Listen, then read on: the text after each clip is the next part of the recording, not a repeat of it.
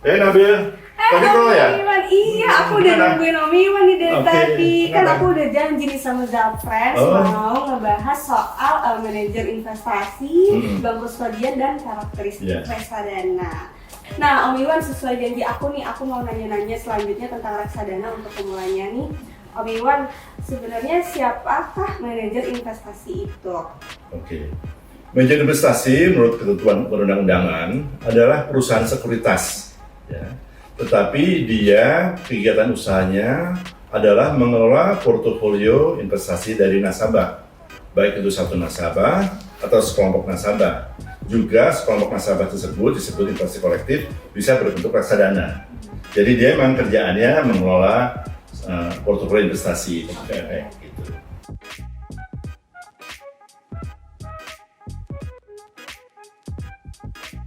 Oke, seperti itu Om Iwan. Nah, terus apa aja sih sebenarnya tugas dari manajer investasi itu Om? Oke. Jadi sampai saya cerita yang sebelumnya, kan kita ada namanya KIK.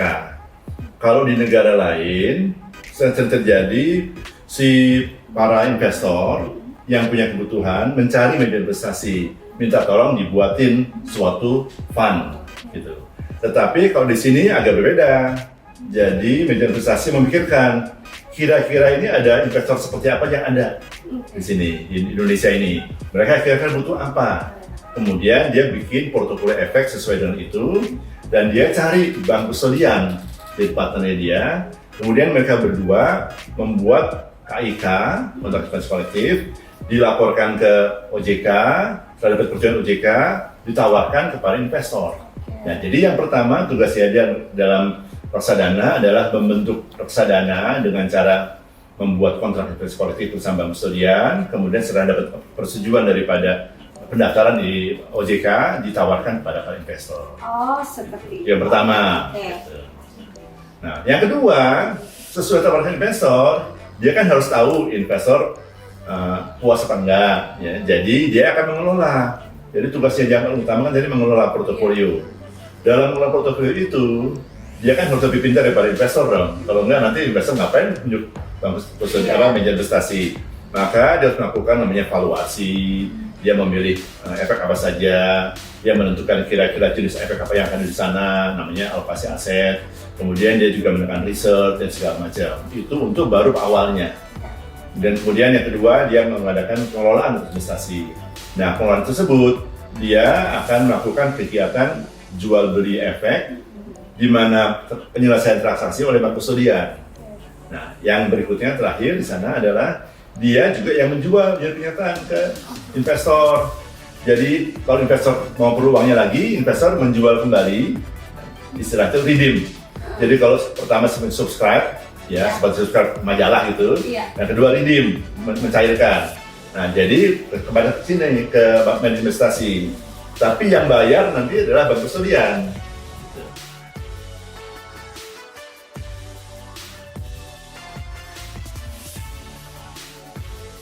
Nah, Om Iwan, gimana sih manajer investasi itu mengelola reksadana? Oke. Jadi mengelola itu sebetulnya banyak gayanya. Seperti Nabila suka nyupir mobil kan? Iya. Ada yang ngebut, ada yang pelan, ada yang di kanan mulu, ada yang di kiri mulu, ya kan? Ada yang suka pakai mobil yang sport, ada yang suka MPV segala macam. Sama, manajer investasi juga punya seperti itu. Ada yang hobinya, senangnya sesuatu yang wah cepat, high risk, high return. Gitu. Ada yang lebih stabil, dia lebih arah ke indeks. Ada lagi dengan cara yang lain, jadi ada berbagai cara. Nah, itu adalah gaya pengelolaan manajer investasi. Sesudah tahu gaya itu, dia tulis itu di prospektus. Ini yang saya mau lakukan, tawarkan ke Nabila teman-teman. Jadi dia ngelola seperti itu. Nah, waktu ngelola itu, dia katakan di awal, saya mau berapa persen dalam saham, berapa persen di fixed income, berapa persen di dalam pasar uang. Nah, itu ada aturan dari OJK-nya. Kalau reksadana saham harus seperti apa, reksadana pendapatan seperti apa, reksadana campuran seperti apa, reksadana pasar uang seperti apa. Jadi dia harus ikutin aturannya OJK, tapi harus bikin yang khasnya dia. Sehingga orang tahu, oh ini lebih bagus daripada di sana. Ditambah keahlian dia, jadi seperti chef lah. Dia bagaimana bikin nasi goreng ya, atau apa, bakmi whatever gitu. Nah, itu tapi yang sesuatu yang khas dia, sehingga orang datang ke tempatnya dia untuk makan. Ini sama orang datang ke tempatnya dia untuk membeli reksadana yang dia kelola. Gitu. Oke, seperti itu ya.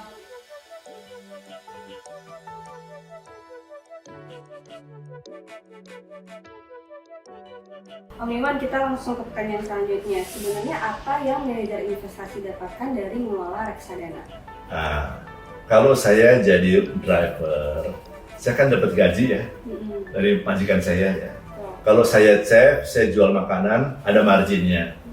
Kalau di pengelolaan investasi, manajer investasi, dia dapat fee imbal jasa yang besarnya kira-kira antara 0,5% sampai dengan 2% dari nilai aktiva bersih, dari nilai portofolionya. Jadi kalau portofolio sedikit, dapat uangnya dia sedikit. Kalau uangnya sedikit, dia buat bayarin fungsi-fungsi dia kan kurang. Oleh OJK diatur, ada 8 fungsi yang harus ada. Dan yang lebih serunya lagi, beberapa fungsi itu orangnya nggak boleh sama. Dan juga bahkan direksinya juga nggak boleh sama. Jadi harus punya paling nggak 2 direktur, harus paling nggak 2 komisaris, paling nggak dia harus punya 4 manajer. Jadi bayangin, di atasnya aja udah 8 orang. Kalau dapat uangnya sedikit dari reksadana, suruh makan apa? Ya kan, kalau makan yang kurang kan pasti kerjaannya nggak terlalu bagus. Karena itu saya bilang reksadana harus punya namanya aset under management (AUM). Jadi jumlah nilai reksadana yang dikelola itu namanya aset under management. Makin kecil AUM-nya, makin sedih manajer investasinya, sehingga dia harus membuat kinerja yang bagus. Orang mau beli makanan dia, mau naik mobilnya dia, makin banyak orang mau naik, banyak orang beli, makin besar AUM-nya, makin besar fee buat dia.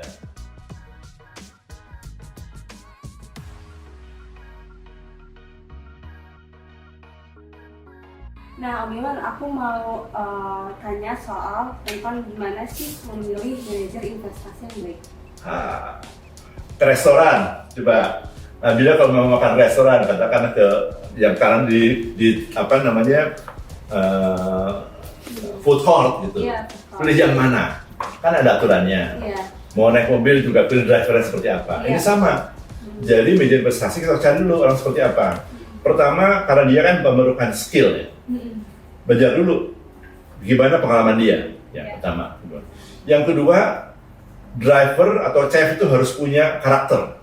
Ya, kalau di dalam keuangan namanya integritas. Gimana reputasinya dia? Ya. Dan jangan salah, ini semua orang kan bekerja pada pemiliknya. Jadi harus tahu gimana pemiliknya. Ya.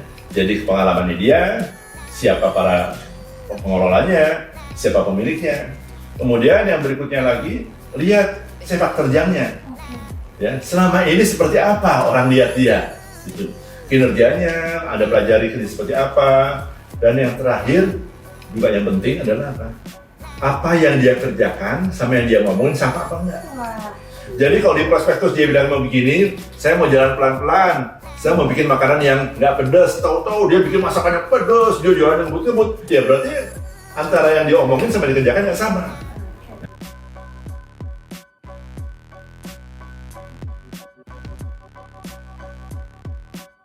Wah, seru banget nih Om Iwan, aku juga jadi pengen tahu lagi tentang bank kustodian, terus wapper, juga penasihat investasi dan financial planner. Nah, tapi Om Iwan jangan jawab dulu ya, nanti kita mau bahas di video selanjutnya. Oke, Zap Friends, jangan lupa follow @zapfinance dan juga follow Instagramnya Om Iwan di @iwanponcowinoto dan subscribe di YouTube Zap Finance TV.